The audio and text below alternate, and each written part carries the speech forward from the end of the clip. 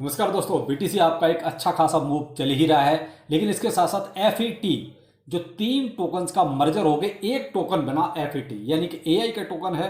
क्या इसमें कुछ दम है? क्योंकि आप पूछ रहे हैं सर तीन टोकन का तो एक हो गया, लेकिन उसके बाद भी बहुत ज़्यादा वो जो मज़ेदारी बात होनी चाहिए वो नहीं आ रही। तो क्या संभावना है एफईटी में, और वो कौन कौन से टोकन थे जो मर्जर हुआ? चलिए इस पर बात करेंगे। अच्छा लगे तो लाइक सब्सक्राइब जरूर कीजिएगा। लेकिन पहले थोड़ा सा बीटीसी में क्या हुआ जरा वो देख लेते हैं। कल मैंने एक आपको अपडेट दिया, माइकल चचा यानी कि माइकल सेलर साहब जो है उनको इससे फर्क नहीं पड़ता कि प्राइस क्या चल रहा है। उन्होंने तो कल भी बाइंग कर डाली, और वो भी छोटी मोटी बाइंग नहीं थी। बाइंग थी उनकी लगभग लगभग 51,780 बीटीसी, लगभग $4.6 बिलियन खर्च करने के बाद। यानी अगले को प्राइस से कोई लेना देना नहीं है। यानी कि जब मूड में आ गया कि खरीदना है तो खरीदना है, प्राइस चाहे कोई भी हो, इससे फर्क नहीं पड़ता। तो इस चीज से एक ये संभावना कहीं ना कहीं दूर हो जाती है कि प्राइस कहीं डाउन होगा। क्योंकि जब इतनी इतनी बड़ी बाइंग जो है माइकल सेलर जैसे करेंगे तो फिर आप समझ ही सकते हैं कि क्या हो सकता है। दूसरी बाइंग आपकी जैपनीज मेटा प्लानिट की, यानी ये भी स्लोली स्लोली खरीद रहा है, लेकिन खरीद रहा है। इसने भी जो है 124 बीटीसी जो है बाई की है। तो ये क्या है? बाइंग। मैं सिर्फ बहुत छोटे मोटे नहीं, बड़े बड़े जो कंपनियां हैं, बड़े बड़े जो होल्डर हैं, जो बीटीसी में बहुत ज़्यादा इंटरेस्ट रखते हैं, फेथ रखते हैं, विश्वास रखते हैं, उनकी बात कर रहा हूं। तो देखिए जब वो बाइंग कर रहे हैं तो प्राइस थोड़ा बहुत करेक्ट हो सकता है। जैसे आप देख रहे हैं कि 88 तक भी जाता है, 89 तक भी जाता है, 90 तक भी जाता है, लेकिन कुल मिला के 90 और 91 के आसपास तो रहता ही है। एक एवरेज के तौर पर देखें तो फिलहाल भी 91 के ऊपर ही प्राइस चल रहा है।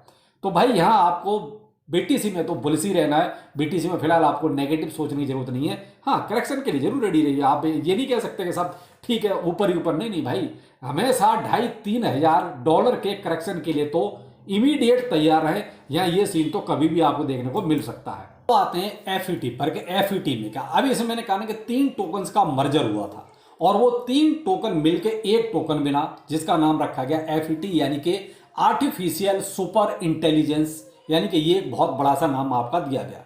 तो जो तीन टोकन्स का मर्जर हुआ था वो थे आपके fetch.ai, सिंगुलैरिटी एनईटी और आपका ओशियन प्रोटोकॉल। ये तीन टोकन्स को मिला के एक टोकन बनाया गया, और इनका हमेशा से मोटिव वही रहा कि प्राइस हम इसका जो है $1 के ऊपर ही रखें। लेकिन फिर भी कहीं ना कहीं जो मोटिव ये हासिल करना चाहते हैं, देखिए मुझे नहीं लगता कि अभी तक उनको वो हासिल हुआ है। लेकिन यहाँ एक चीज़ और भी है, अभी बहुत ज़्यादा टाइम भी नहीं हुआ है। आप ये कहोगे भाई मर्जर हो गया बहुत ज़्यादा टाइम हो गया है, लेकिन थोड़ा सा इसके बारे में पहले मैं आपको ये बता दूं कि कोई भी माइग्रेशन, आप माइग्रेशन तो समझते ही हैं, यानी कि या तो टोकन को बढ़ा दिया जाता है या कम कर दिया जाता है, कुछ रेशियो चेंज कर दिया जाता है, या फिर आपका मर्जर, यानी कि कई सारे प्रोजेक्ट को मिला के एक प्रोजेक्ट बना दिया है, या उसका रीब्रांड कर दिया जाए। ये कुछ जो टॉपिक हैं, जो चीजें हैं क्रिप्टो मार्केट में कुछ दिनों के लिए नेगेटिव चली जाती हैं। यानी कि कहीं ना कहीं प्रोजेक्ट में पीछे लोग ये सोचते हैं कि शायद कुछ अच्छा नहीं चल रहा, इसीलिए उनको ये सब करने की जरूरत पड़ी। एक प्रोजेक्ट होता है, जैसे हम इसी में मान लेते हैं ओशियन प्रोटोकॉल है, एक अच्छा खासा चल रहा था, कोई दिक्कत नहीं थी।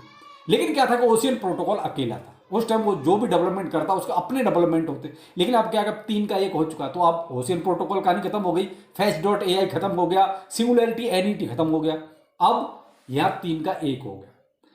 यहां पर सबकी मेंटेलिटी, सबकी सोच अलग थी। भाई तीन प्रोजेक्ट थे और तीनों में इन्वेस्ट करने वाले लोग भी अलग मेंटेलिटी के थे। ऐसा नहीं था कि सब एक जैसे थे, सब एक जैसा सोचते थे। तो ऐसी सिचुएशन में क्या होता है कि कुछ दिन खिचड़ी पकती है।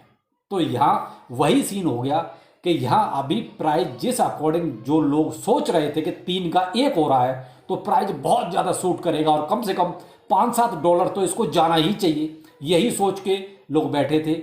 लेकिन मैंने हमेशा से कहा कि भाई देखिए ये कहीं ना कहीं नेगेटिव ठप्पा पहले जाता है, बाद में क्या होगा बात की बात है। मे भी देखिए एआई का प्रोजेक्ट है, अच्छा प्रोजेक्ट चल सकता है, एक अच्छा रिटर्न आपको दे सकता है, लेकिन भविष्य का नहीं पता कुछ क्या होगा। लेकिन फिलहाल इसमें जो मैं देख रहा हूं वो वही है कि शायद इसमें वो रफ्तार नहीं आ पा रही, उसी चीज का वेट है। तो आप देख रहे हैं बहुत दिनों से ये साइड में इसका प्राइस चल रहा है।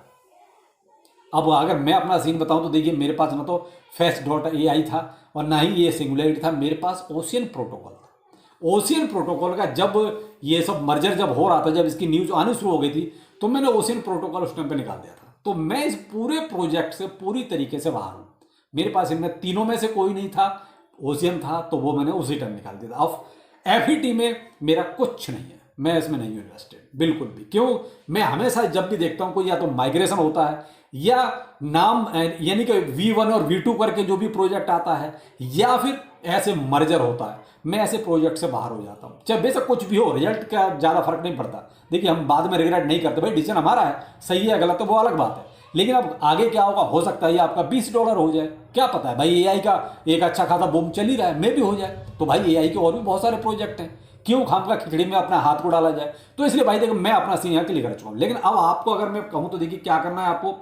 अगर इसमें एक पॉजिटिव चीज़ है वो ये है कि भाई टोटल सप्लाई और आपका सर्कुलेटिंग सप्लाई में बहुत ज़्यादा डिफरेंस है नहीं। 2.7 आपकी टोटल और सर्कुलेट आपका 2.5 के आसपास की मार्केट में, तो बहुत ज़्यादा डिफरेंस नहीं है। एक और सब मार्केट में ज़्यादा नहीं है, लेकिन प्राइस में भाई देखिए टाइम लगेगा। अब जैसे प्राइस के हिसाब से देखते हैं तो देखिए ये आपका मैक्सिमम अभी मुझे लगता है इसको $1.7 के आसपास तक जाना चाहिए। अभी भी वहां तक कई बार गया है, वापिस आया, लेकिन अभी रिसेंटली अगर देखा जाए तो 1.6 तक गया, फिर वहां से फिर इसने रिटर्न मारा। तो आप अभी जो घूम रहे हैं वो आपके 1.1 और $1.3 के बीच में घूम रहे हैं। तो यहां जब तक आप ये 1.3 को ऊपर आप एक अच्छा खासा ब्रेकआउट नहीं करते, जब तक यहां से आप एक दो कैंडल ऊपर ग्रीन क्लोज नहीं करते, तब तक तो देखिए आप $1.7 तक भी नहीं जा रहे। पहले आपको यहां थोड़ा सा कहते हैं अच्छी वॉल्यूम के साथ कैंडल को एक क्लोज करना पड़ेगा, वो भी ग्रीन, उसके बाद आप $1.7 के आसपास तक जा सकते हैं। अब 1.7 तक जाने के लिए देखिए आपको वॉल्यूम अच्छा खासा चाहिए। और मैंने कहा ना कि जो नेगेटिविटी है वो इसके साथ वही जुड़ी हुई है कि 3 प्रोजेक्ट का एक हो गया, तो क्या हुआ, ऐसी क्या मजबूरी आ गई कि 3 को एक होना पड़ा। मैं यहां आपसे ये नहीं कह रहा हूं कि आप इस प्रोजेक्ट को छोड़ दें, क्योंकि क्रिप्टो करेंसी में ये भविष्यवाणी करना असंभव है कि क्या होगा, लेकिन अपनी अपनी कैलकुलेशंस होती है।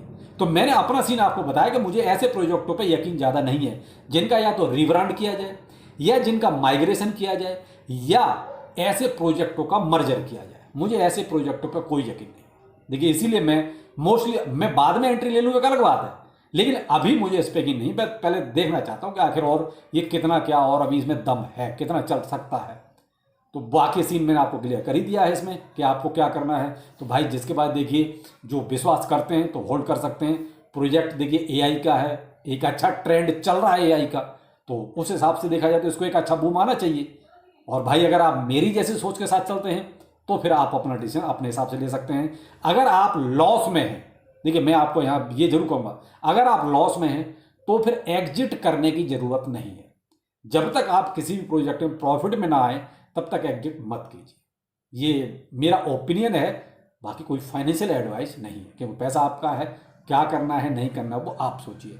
तो मैंने यहाँ आपको देखिए वो सीन कुछ क्लियर किया है कि भाई इसको ब्रेकआउट यहाँ से होने दीजिए, यानी कि 1.3 के ऊपर निकलने दीजिए। 1.4 के आसपास आप ये मान लीजिए 1.4 के ऊपर निकले तो फिर आप उम्मीद कर सकते हैं कि आपका ये 1.7 या 1.6 के आसपास तक ये आपको एक पंप आपको दिखाई दे सकता है अकॉर्डिंग टू मार्केट। तो बीटीसी में और क्या परफॉर्मेंस रहती है, कोई डाउनफॉल तो नहीं आता। तो ये कुछ है एफईटी का हाल। बाकी देखिए प्रोजेक्ट मैंने कहा ना कि एआई का है तो ज़्यादा टेंशन वाली बात नहीं है, लेकिन सोच और समझ सबकी अपनी अपनी होती है। अब यहाँ बहुत से लोग कह रहे हैं सर आजकल आप अपडेट कब दे रहे हैं। मेरे भाई मार्केट में ऐसा क्या है जिसका अपडेट आपको पल पल पे दिया जाए, आप ही बताइए। सिर्फ यूं ही टाइम पास करने के लिए कि ऐसा ट्वीट डाल दिया वैसा ट्वीट डाल दिया, क्या फ़ायदा उसका, कोई मतलब तो है नहीं। बेहतर ये है कि आपके पास जो प्रोजेक्ट हैं उन पर फोकस कीजिए, उनमें क्या नफ़ा नुकसान हो रहा है वो देखिए, उसमें कुछ प्रॉफिट निकालिए, वो ज़्यादा अच्छा है बजाय इसके कि हम अननेसेसरी यूं ही ट्वीट करते रहे, उसका कोई मतलब भी नहीं है। तो भी देखिए माइनिंग में अगर कोई अच्छा अपडेट होगा जहां आपके लिए वाकई में कुछ इन्फॉर्मेशन है तो उस पर वीडियो जरूर आएगा, लेकिन ऐसा कुछ होना तो चाहिए। फिर खामखा वो टेलीग्राम का वो खोल लिया और आपको बताने लगे, उसमें कुछ मतलब तो है नहीं, टाइम वेस्ट है, बस इतना है। तो भाई इसका टेंशन मत लीजिए कि आपको कोई इंपॉर्टेंट अपडेट नहीं दी जाएगी। इंपॉर्टेंट अपडेट आपको ट्विटर टेलीग्राम दोनों जगह पे दी जाएगी, तो दोनों को ज्वाइन जरूर करें। और कोई इंपॉर्टेंट अगर आपका टोकन है तो जरूर बताइए, उस पर वीडियो जरूर बनाइए। चलिए फिर मिलते हैं किसी नए अपडेट के साथ। नमस्कार।